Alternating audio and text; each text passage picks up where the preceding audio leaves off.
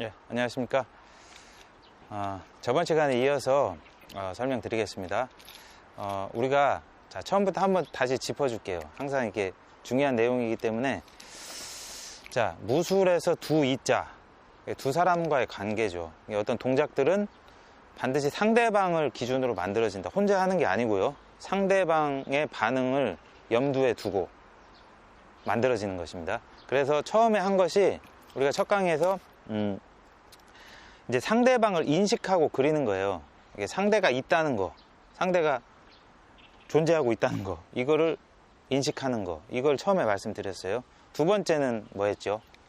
네, 목표에 대해서 말씀드렸어요. 이게 상대방이 이제 그려졌으면 상중하 나누고 또는 좌우 나눠서 어떤 내가 어디를 정확하게 타격할 것인가, 이 목표점을 정확히 해라. 이게 이제 두 번째였어요. 이제 지난 시간 강의가 목표를 정확히 설정했으면 이제 타격을 해야 되는 거잖아요. 그런데 걸림돌이 하나 있었죠. 상대의 방어막이었어요. 그래서 방어막을 치워라, 이런 개념으로 강의를 드렸었습니다. 자, 이제 마음에 그려지시죠? 예, 우리가 상대를 그려지는 연습을 하는 것처럼 이런 개념들도 계속 그려져 나가야 됩니다. 그래서 중요한 부분이기 때문에 조금 지루할 수는 있지만 자꾸 반복을 제가 해드릴게요. 자, 오늘은 이 상대의 방어막을 치우는 부분에 대해서 그 다음 좀 구체적인 얘기를 좀 해드리겠습니다. 집중과 분산에 대해서 말씀드릴 건데요. 그 전에 방어막을 치우는 두 가지 개념을 저번에 짚었었죠. 첫 번째가 내가 예를 들면 이제 상을 때리고 싶은 거예요. 그러면 거기서 가장 먼 쪽에 내 공격을 먼저 보내는 겁니다. 왜? 상을 지키고 있는 방어막을 다른 데로 보내기 위해서. 그 다음에 이게 진폭이 크면 클수록 많이 흔들어지겠죠, 상대가. 그 다음에 내가 원하는 상을 때렸어요. 이게 첫 번째였고, 두 번째는, 자, 내가 이제 상을 때리고 싶어요. 근데 상에다가 살짝 주는 거예요. 그 잽을 던지듯이 살짝 줘서 상대를 인식시켜 놓고 다른 쪽으로 확 방향을 바꾸면 어떻게 되겠습니까? 상대의 관심이 그냥 처음부터 다른 곳을 줬던 때보다 훨씬 더 크게, 빠르게 놀라가지고 탁 떨어지게 돼 있어요. 다른 쪽으로 가는 거죠. 그러면 원래 목표했던 곳을 제대로 조지는 거죠. 제대로. 네. 그런 이제 개념을 말씀드렸습니다. 자, 오늘은 이제 집중과 분산인데 좀 구체적인 예로 들어가는 거예요. 자, 상대가 이렇게 지키고 있어요. 자, 내가 상절곤으로 그 사람을 이제 타격을 하는 겁니다. 그런데 방어막 있죠.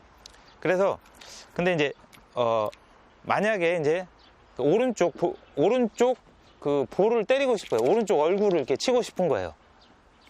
그러면 이 방어막이 오른쪽으로 올라와서 막으면 안 되겠죠. 그러면 이 방어막이 거기에 있도록, 다른 곳에 있도록 그쪽으로 집중시키는 거예요. 그래서 자, 이 배를 한번 친다고 해보죠. 예, 뭐 곤으로나 이게 아래쪽이나 뭐 배 중단이나 이쪽으로 막 이렇게 공격이 들어가면 이 사람이 방어막이 계속 여기에 집중돼 있을 겁니다. 아마 이쪽으로 중단으로. 그래서 중단 들어가고 그 다음에 내가 원하던 상으로 빵 치는 거예요. 그러니까 내가 치기 위해서 이 방어막을 집중시키는 거죠. 이게 집중입니다. 두 번째는 이제 분산인데, 분산은 뭐냐? 자, 상대 방어막이 지금 가운데를 집중하고 있어요. 집중하고. 그러면 제가 가운데가 만약에 목표라면 때릴 수가 없겠죠. 그러면 이 집중하고 있는 방어막을 분산시켜야 돼요. 이렇게. 다른 쪽으로 가도록.